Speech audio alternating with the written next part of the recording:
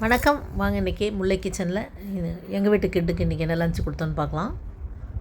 இன்றைக்கி சாதம் ஒரு 50 கிராம் ரைஸ் ஊற வச்சு நல்லா வடித்து அது ஒரு பக்கமாக எடுத்து வச்சுருக்கேன். கொஞ்சமாக வானலியில் ஒரு ஸ்பூன் ஆயில் சேர்த்துட்டு அதில் கடுகு, உளுத்தம்பருப்பு, ஒரு அரை மிளகாய் மட்டும் நான் ஆட் பண்ணியிருக்கேன். இதில் கொஞ்சமாக திருவி வச்சுருக்க தேங்காய் துருவலையும் போட்டு அதுக்கு தேவையான நம்ம உப்பையும் ஆட் பண்ணிடலாம். இப்போ சாதம் ஏற்கனவே நான் உப்பு போட்டு வடிச்சிருக்கிறதுனால இதில் இந்த தேங்காய் துருவலுக்கு தேவையான உப்பை மட்டும் நான் ஆட் பண்ணிக்கிறேன். காரத்துக்கு நம்ம மிளகாய் ஆட் பண்ணிட்டோம்.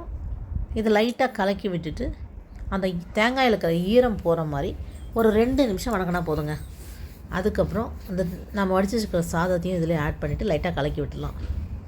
இதில் நம்ம தேவைப்பட்டால் ஒரு 1/4 டீஸ்பூன் 1/2 டீஸ்பூன் நெய் கூட சேர்த்துக்கணும். நல்லா வாசனையாக மணமாக இருக்கும். கட் பண்ணி வச்சுக்கிற கொத்தமல்லி தழையை கொஞ்சமாக ஆட் பண்ணிடலாம். குச்சி இல்லாமல் குழந்தைங்களுக்கு சேர்க்கும்பொழுது குச்சி இல்லாமல் இந்த தலையை மட்டும் இருக்கிற மாதிரி ஆட் பண்ணிக்கோங்க. இப்போ தேங்காய் சாதம் ரெடி ஆயிடுச்சு. இன்னொரு வானலில் கொஞ்சமாக நம்ம எண்ணெய் ஆட் பண்ணிவிட்டு கடுகு கொஞ்சமாக ஆட் பண்ணிவிட்டு கட் பண்ணி வச்சுக்கிற கேரட் கொஞ்சமாக ஆட் பண்ணிவிட்டேன்.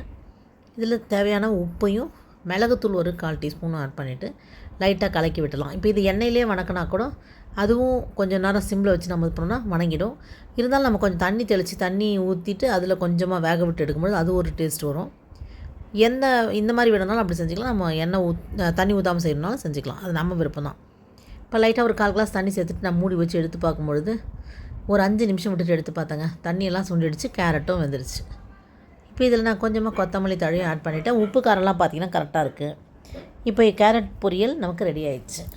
இதில் கொஞ்சமாக தேங்காய் துருவல் ஒரு ஸ்பூன் ஆட் பண்ணிவிட்டு கலக்கிட்டு நம்ம இப்போ லஞ்ச் பாக்ஸில் ட்ரான்ஸ்ஃபர் பண்ணிடலாம். இப்போ தேங்காய் சாதம், கேரட் பொரியல். இன்றைக்கி ஃப்ரூட் என்னென்னு பார்த்தீங்கன்னா பொமோகிரானேட் சொல்லக்கூடிய மாதுளம்பழம். கேரட் பார்த்திங்கன்னா கண்ணுக்கு விட்டமின் ஏ நிறைஞ்சிக்கிறதுனால கண்ணுக்கு ரொம்பவுமே நல்லது.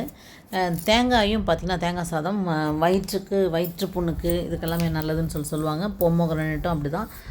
இவ்வளோ சத்துக்கள் நிறைஞ்ச இன்றைக்கி கிட்ஸுக்கு தேவையான லஞ்ச் ரெடி ஆகிடுச்சு. நீங்களும் ட்ரை பண்ணி பாருங்கள். பிடிச்சிருந்தால் லைக் பண்ணுங்கள், ஷேர் பண்ணுங்கள், மறக்காமல் சப்ஸ்கிரைப் பண்ணுங்கள். தேங்க்ஸ் ஃபார் வாட்சிங். பாய்.